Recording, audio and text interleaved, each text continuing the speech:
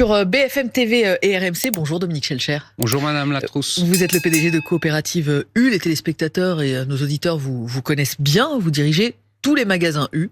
1800 enseignes dans le monde, près de 75 000 employés, et vous publiez aujourd'hui Le bonheur est dans l'action, où vous livrez des conseils pour réussir quand on veut créer son entreprise. Livre passionnant et on va y revenir. Avant cela, je voulais parler avec vous de ce qui nous attend pour cette année, notamment sur les prix du carburant, Dominique Schelcher. On le sait, c'est un prix, c'est un cours qui cristallise toutes les tensions, qui ravive par moments la colère sociale. Et ce que l'on voit depuis mi-janvier, c'est que les prix du gazole en station-service sont repartis à la hausse et sont repassés surtout au-dessus de 1,70 € le litre. Et c'est une première depuis mi-juillet, cette hausse. Est-ce que vous la ressentez dans vos stations ? On la voit, elle est là, mais si vous voulez, elle ne m'inquiète pas plus que ça. Il y a pas, ah bon j'ai pas, si vous voulez, de signal d'un dérapage complet des prix du carburant dans les prochains temps. Il y a, pour des raisons de stock, de production qu'ils ont un peu serré, une demande soutenue en ce début d'année. Dès que la demande est soutenue, il y a un peu de tension sur les prix, mais il n'y a pas un événement qui nous ferait dire que il va y avoir encore un boom sur les prix du carburant pour l'instant. Par contre, je suis prudent, c'est très volatile, il y a des hausses, il y a des baisses. S'il y a un événement international demain fort, ça peut impacter le prix. Mais oui, il y a une petite hausse. Vous n'en êtes pas encore au stade, Dominique Schelcher, de remettre par exemple les opérations à prix coûtant comme l'été dernier. Il y en aura à certains moments dans l'année, mais on n'en est pas là tout de suite à ce moment de l'année. Vos pompes à essence sont d'ailleurs considérées comme parmi les moins chères du marché, avec parfois jusqu'à 20 centimes de moins par rapport à d'autres enseignes. C'est un produit sur lequel vous ne faites plus de marge, voire sur lequel vous perdez de l'argent ? On ne perd pas de l'argent, on n'a pas le droit de perdre de l'argent et de vendre à perte en France. Ça, c'est la loi qui le dit. C'est la loi qui le dit, c'est interdit. Par contre, c'est un produit d'appel pour nos magasins et donc, effectivement, on gagne 1 ou 2 centimes par litre. C'est le minimum. Le but, c'est d'attirer le client. Et vous savez, nous, on est l'enseigne des territoires. On est présent dans les petites communes. Les gens ont besoin de leur voiture. Donc, c'est vraiment un produit qui est important pour eux et sur lequel on prend le minimum de marge. Besoin de faire le plein, besoin aussi de remplir son panier de courses. Après 3 ans marqués par la flambée des prix, on voit enfin l'inflation ralentir avec l'INSEE qui table sur 1% cette année. Oui. D'autres organismes donnent un peu plus. On a vu que l'an dernier sur l'alimentaire c'était 1,4%. Je vous pose la question que tous ceux qui nous regardent et qui nous écoutent se posent. Est-ce que enfin c'est l'année du grand ouf de soulagement? Est-ce que ça veut dire qu'il n'y aura pas d'augmentation ou très peu d'augmentation de prix cette année dans les rayons? C'est la fin de l'hyperinflation, ça c'est sûr et c'est certain. Il y aura des baisses de prix à l'issue des négociations commerciales. Il y en aura. Qui sont en cours. C'est une bonne nouvelle, ça, Dominique Schelcher. Oui, il y en aura, mais ce ne sera pas généralisé. Et surtout, on redit à nos téléspectateurs qu'on ne reviendra pas au prix d'avant la crise, parce qu'il y a un certain nombre d'éléments qui font que le coût du travail, le coût d'autres énergies comme le gaz à monter, etc., ça fait qu'il y a des coûts de production qui restent soutenus sur certains produits.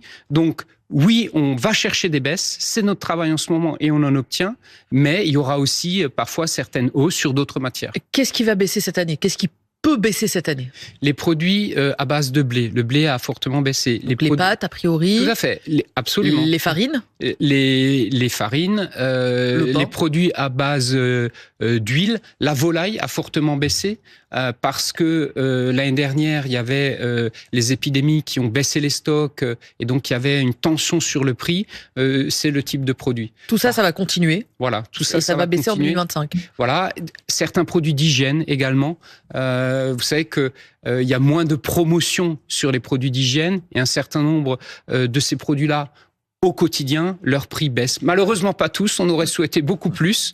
Et on le voit dans les négociations. On est en train de se battre sur ce sujet-là. Mais il y en a un certain nombre qui baissent quand même. Ça, c'est une très bonne nouvelle, Dominique Schelcher, puisqu'il y a quelques mois, j'ai le souvenir que vous étiez venu nous voir et vous nous disiez notamment que les produits auxquels les Français renonçaient le plus, c'était les produits d'hygiène parce qu'ils avaient fortement augmenté. Vous nous dites, certains d'entre eux vont redevenir accessibles peut-être. Je l'espère. En tout cas, c'est vrai. Ils continuent à arbitrer. Le phénomène de début d'année, les Français, si vous voulez, ils ont encore une difficulté de pouvoir d'achat. Et ils n'ont pas trop le moral en ce moment. Et ce choc inflationniste... Vous le voyez à la caisse mais bien sûr, ils arbitrent. Ça se traduit comment ? Ça se traduit par un peu moins de produits dans les caddies, certaines catégories qui sont éliminées du caddie parce qu'elles sont devenues trop chères, et ça se poursuit. Mais pourquoi ? Parce que ce choc inflationniste, le plus dur depuis 40 ans, n'est pas passé dans leur tête. Et on le comprend, Il faudra du temps pour qu'il passe. Et même si des prix baissent, et je peux vous le dire parce que j'en ai discuté avec mes collègues, dès le mois de février, il y a des centaines de prix qui ont baissé dans les magasins. Mais les gens, malheureusement, ne le voient pas. Ils voient que encore parfois les prix qui augmentent pour l'instant. Il faudra du temps pour qu'on passe à autre chose. Oui, c'est le choc, c'est l'expression que vous avez utilisée, le choc inflationniste, choc psychologique aussi pour les consommateurs. Donc si je comprends bien, une partie des produits d'hygiène va baisser, va avoir son prix baisser.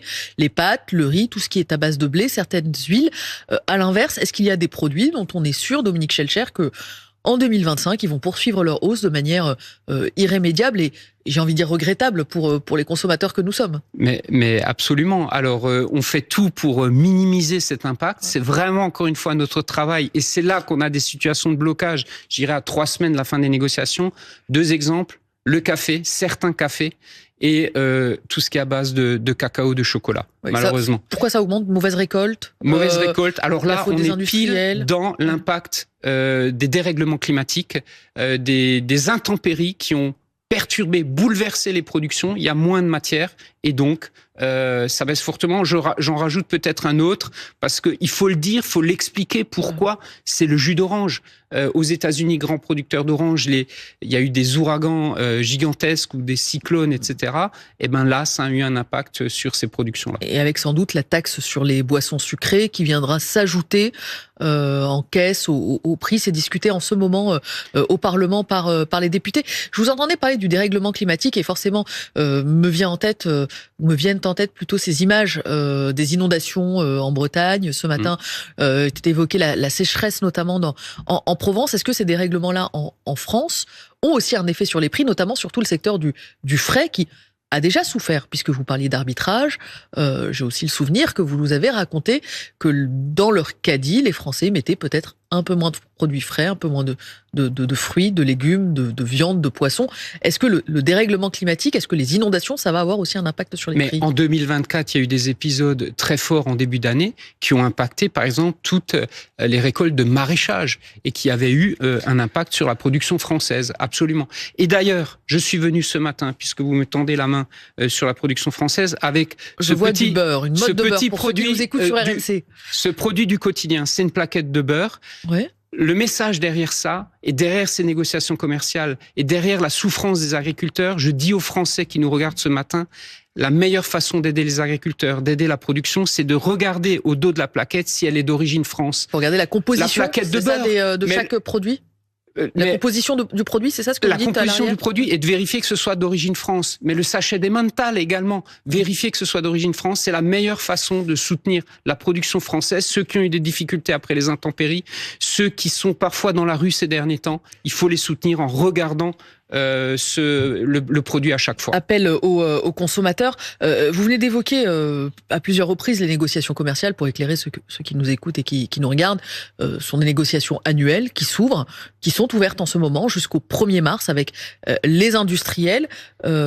Comment est-ce que ça se passe? Chaque année, on entend à peu près les mêmes choses. De votre côté, la grande distribution qui explique que les industriels sont trop gourmands et eux qui disent que vous faites pression à la baisse sur les prix. Manière indue, si on écoute les industriels. On prend les mêmes et on recommence, ouais. C'est un peu la même chose. Ce qui m'embête cette année particulièrement, c'est qu'on sait tous que la consommation est en tension. C'est ce qu'on vient d'expliquer. Les Français achètent moins et ils le disent.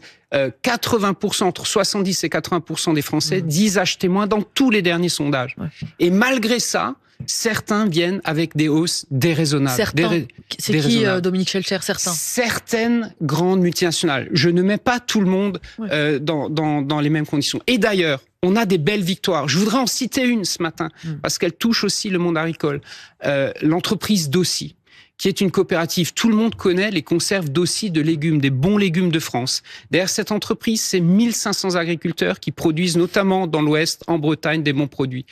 On s'est mis en salle de négociation. On a fait les choses en transparence. On a trouvé un bel accord en transparence. Ce qui manque dans les négociations souvent actuellement, c'est la transparence de la part de nos partenaires. Quand elle est là, avec Dossi par exemple, on a trouvé un bel accord qui est bénéfique pour le producteur au départ et avec un prix juste pour le consommateur. Manque de transparence, vos collègues d'Intermarché et de Leclerc ont dit que les grandes marques étaient irresponsables, qu'il y avait de l'irresponsabilité. C'est un mot que vous reprendriez à votre compte, Dominique Schelcher. Certains vont trop loin, oui. Certains ne pensent que à leur compte d'exploitation, ne pensent pas aux clients, au choc qu'ils ont vécu ces derniers temps. Oui. Est-ce que, à cause des prix élevés d'ailleurs dans ces négociations, il y a des marques qui ont durablement disparu de vos magasins U? Pour l'instant, dans cette campagne de négociation, on n'a pas fait de décision radicale, pris de décision radicale. Ça va peut-être encore arriver. L'année dernière, il y avait des séries de produits qui avaient pu disparaître un temps, effectivement. Donc, je ne l'exclus pas. Sans citer les marques, dans quel type de... Dans le chocolat, dans le plaisir en l'espèce ou dans les liquides, dans les biscuits apéritifs par exemple. D'accord. Mais c'était l'année dernière, pas d'infos pour l'instant à date. Puisque les négociations se poursuivent, j'en profite, Dominique Schelcher, puisque l'on parle des industriels et puisque l'on parle de transparence. On a beaucoup parlé cette semaine des eaux minérales, de Nestlé pour ne pas le citer, sur un sujet assez technique. La marque est accusée en fait d'avoir vendu des bouteilles d'eau avec le label eau minérale ou eau naturelle en utilisant des techniques de purification qui normalement ne sont pas autorisées pour ce type de label. Est-ce que vous avez demandé des explications à Nestlé? Est-ce que vous en avez obtenu? En tant que commerçant, je suis évidemment très embêté par ça parce que là, ça touche la confiance dans la relation avec le consommateur. Vous l'avez découvert dans la presse? Alors, première chose, nous, on suit évidemment les consignes des autorités. On est très légaliste et si les autorités nous disent quelque chose sur ces eaux, on le suivra. Par contre, je vous le dis, au mois de décembre, j'ai écrit à Nestlé. Oui.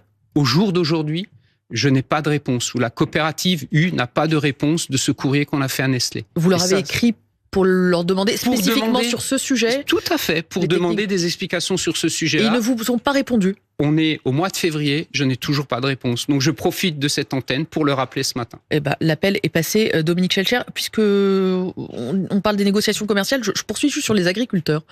Ils sont à la table des négociations avec vous ou c'est entre les distributeurs et les industriels? Mais tout à fait, c'est très important ce que vous dites. Ils ne sont pas aujourd'hui à la table des négociations. C'est un problème, et nous, on aimerait, dans les prochaines lois qui vont être en discussion, oui. La ministre de l'Agriculture a annoncé un futur sans doute Egalim 4. Oui. On souhaiterait que dans cet Egalim 4, il y ait une proposition qui voit le jour, qu'on fait depuis longtemps, et où on est d'accord avec les agriculteurs, qu'il y ait une discussion de premier niveau entre agriculteurs et industriels, que ce soit bouclé, contrôlable par les autorités, et qu'ensuite seulement les industriels viennent nous voir, en disant, voilà, on a déjà négocié avec les agriculteurs, voilà le prix, ne le négociez pas. Ça, ce serait une formidable avancée encore pour protéger le revenu des agriculteurs demain. Qu'est-ce que vous allez leur dire, les agriculteurs, puisque je crois savoir que vous allez les rencontrer au salon qui ouvre dans 2 semaines. Vous allez leur dire, nous soutenons la production française ?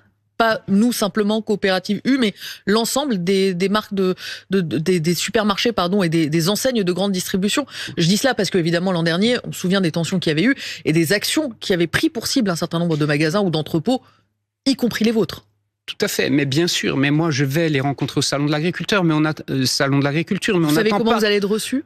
Mais U est toujours bien reçus. Et surtout, pourquoi ? Parce qu'on n'attend pas le salon pour les rencontrer, on les rencontre tout au long de l'année. Ils viennent nous visiter. Et le combat de l'origine France est un combat important chez U. La marque U, les produits U, est la marque dont l'origine France est la plus importante de toutes les marques distributeurs. Mais la marque distributeur, c'est la marque que vous produisez vous-même. Que nous produisons nous-mêmes. Vous attendez à des relations plus compliquées d'ailleurs avec les agriculteurs, avec les résultats que l'on a vus hier dans les chambres syndicales et la percée du syndicat le plus radical, le plus aux actions choc, aux actions coup de poing, pour ne pas le citer, la coordination rurale ? Nous, on discute avec tous les acteurs, si vous voulez. C'est important d'être en contact avec tout le monde. Ils viennent nous voir, on discute. Ils ont leurs arguments, nous avons les nôtres, nous échangeons. Souvent, ça se passe bien dans nos magasins. En quoi consiste l'opération d'ailleurs que vous allez présenter au Salon de l'Agriculture ? C'est Karine Lemarchand, je crois, notre consoeur, qui a lancé une initiative pour tous vous rassembler sous la bannière d'un soutien aux agriculteurs. Qu'est-ce que vous allez leur annoncer ? Elle a un contact privilégié avec les associés de longue date. Elle souhaite les aider. Elle nous réunit pour, notamment aider les agriculteurs qui seraient en difficulté. Ce sera le principal appel pendant le salon. Et vous l'annoncerez au salon ? Vous pouvez nous dire en quoi ça consiste ? C'est des mesures sur les prix, sur les volumes ? On réserve l'annonce précise au salon, mais notamment un geste vers les agriculteurs en difficulté, découverte au Salon de l'Agriculture dans quelques jours. Et ce sera, je crois, le 26 février, dans une vingtaine de jours. Je voulais vous entendre aussi, Dominique Schelcher, sur cette annonce du gouvernement hier, qui recule, qui suspend une disposition qui devait toucher les micro-entreprises. En fait, les micro-entreprises, en dessous d'un certain seuil de TVA, d'un certain seuil de chiffre d'affaires, elles ne sont pas soumises à la collecte de TVA. Ce seuil va être baissé à 25 000 euros annuel. Ça veut dire que des indépendants à l'activité, finalement, somme toute assez modeste, un peu autour de 2 000 euros par mois de chiffre d'affaires, vont devoir avoir de nouvelles obligations administratives. Je sais que ça vous énerve beaucoup, les obligations administratives, parce que notamment, vous accusez l'État de ne pas en faire assez. 1, pour se serrer la ceinture, 2, pour vous simplifier la vie. Qu'est-ce que ça dit, cette histoire ? Je vais vous dire, la paperasserie et la suradministration, et c'est pas moi qui le dis, c'est le ministère qui le dit, c'est 60 milliards d'euros de perdus en France chaque année.